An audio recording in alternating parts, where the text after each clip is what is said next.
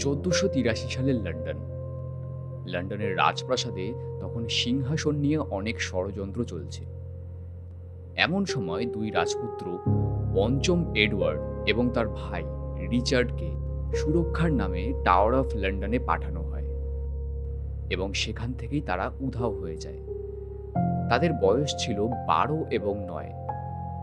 মনে করা হয় তাদের কাকা রিচার্ড দ্য থার্ড সিংহাসনের জন্য তাদেরকে হত্যা করে এবং পরে সিংহাসনে তার কাকা রিচার্ড দ্য থার্ডই বসেন।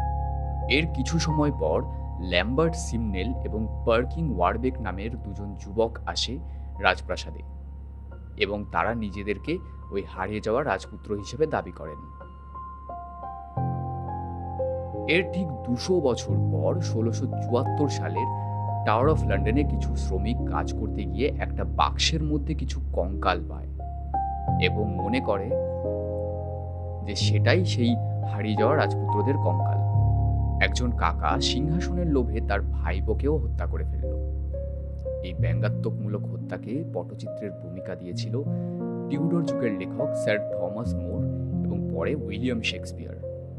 উইলিয়াম শেক্সপিয়ার একটি নাটক লিখেছিলেন রিচার্ড দ্য থার্ড নামে, যেখানে রাজা রিচার্ড দ্য থার্ডকে একজন ক্ষমতালোভী এবং স্বার্থপর রাজা হিসেবে দেখানো হয়। এরকম আরও হিস্টোরিক্যাল ক্রাইমের গল্পগুলো শুনতে সাবস্ক্রাইব করুন আমাদের ইউটিউব চ্যানেল সোর্স অফ সাসপেন্সকে।